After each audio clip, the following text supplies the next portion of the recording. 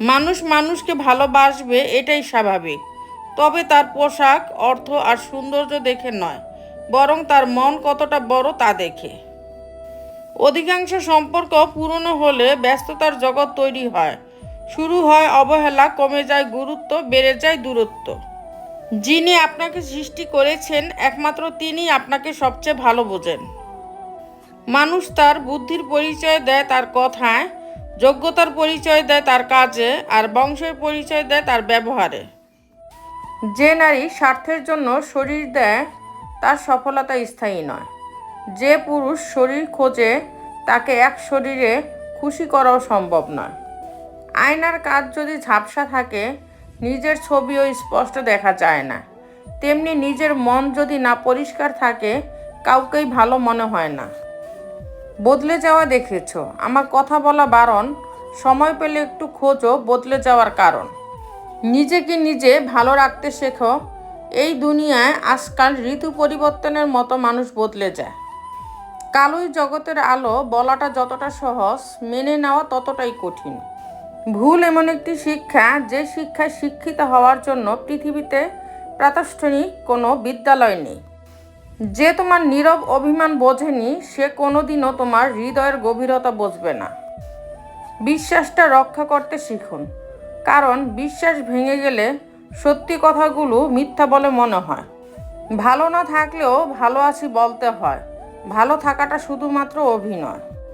সবার মনের মতো হওয়া মানে নিজের সঙ্গে প্রতারণা করা। অযোগ্যকে যোগ্য বানানো সহজ, কিন্তু বিশ্বাসঘাতককে বিশ্বস্ত বানানো খুবই কঠিন।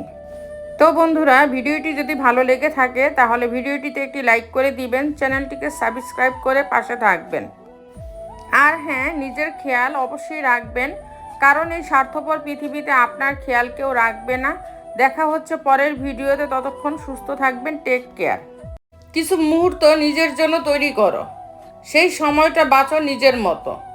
যত সঙ্গ বাড়াবে তত বাড়বে মনের ক্ষত, তাই নিজেকে একটু সংযত করো। ভেবেচিন্তে রাগ করো, কারণ বর্তমানে রাগ ভাঙানোর আর ভুল করে ক্ষমা চাওয়ার রেওয়াজ প্রায় শেষ হয়ে গেছে। প্রিয় মানুষটির ব্যস্ততা দুই প্রকারের, একটা তোমাকে ভালো রাখার জন্য, আরেকটি তোমাকে ভুলিয়ে রাখার জন্য। যে অল্পতেই সুখী থাকতে চায় তাদের কপালে অল্পটাও জোটে না। যদিও সেটা পাওয়া যায়, তবে তার সঠিক সময় আসে না। শৈশবে যার হাত ধরে শিখেছি দাঁড়াতে, ভবিষ্যতে সেই হাত যেন না পারি ছাড়তে।